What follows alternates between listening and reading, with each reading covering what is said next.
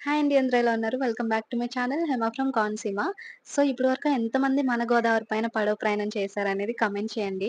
ఎందుకంటే ఈరోజు నేను పెళ్ళికెళ్ళబోతున్నాను. అది కూడా పడవ మీద. పెళ్ళికెళ్ళాలి అన్నప్పుడు నాకైతే ఇంట్రెస్ట్ లేదు. ఎండకి ఎక్కడ ఎళ్తాంలే అనుకున్నాను. బట్ ఎప్పుడైతే ఇలా రేవు దాటి ఎళ్ళాలి అన్నారో వెంటనే రెడీ అయిపోయాననమాట. నాకైతే ఈ ప్రయాణం చాలా అనిపించింది. సో, మనం గోదావరి పక్కనున్నా గానీ ఇలాంటి ప్రయాణం చేయాలంటే ఏదైనా ఫంక్షన్స్ గానీ, పెళ్ళిళ్ళు గానీ అయినప్పుడే కుదురుతుంది. లేదంటే మనం రోడ్డు మీద వెళ్తాము. సో, అప్పుడప్పుడు ఇలాంటి ప్రయాణాలు చేస్తే మైండ్ కూడా చాలా రిలీఫ్‌గా ఉంటది కదా! సో, అరగంట తర్వాత ఒడ్డుకైతే రీచ్ అయ్యాము. అక్కడి నుంచి మళ్ళీ ఇంకొక 15 మినిట్స్ డ్రైవ్ చేస్తే అప్పుడు పెళ్ళికి రీచ్ అయ్యామనమాట. పెళ్లి చూసి ఇంక భోజనానికైతే వెళ్ళిపోయామనమాట. ఎండ అయితే చాలా బీభత్సంగా ఉంది. పైగా బంతి భోజనం అవ్వడం వల్ల కొంచెం వెయిట్ చేయాల్సొచ్చింది. ఇంట్లోనే ఇంక మొత్తానికి తినేసి మళ్ళీ తిరిగి బయలుదేరేసామనమాట. సో, మనం గోదావరి దగ్గరికెళ్ళాలంటేనే లంకలన్నీ దాటుకొని ఎళ్ళాలి కదా! కొబ్బరి తోటలు అదంతా కూడా చాలా అనిపించింది. మీకు ఈ వీడియో నచ్చిందనుకుంటున్నాను. నచ్చితే లైక్ చేయడం మర్చిపోకండి. సబ్స్క్రైబ్ చేయండి. Thank you.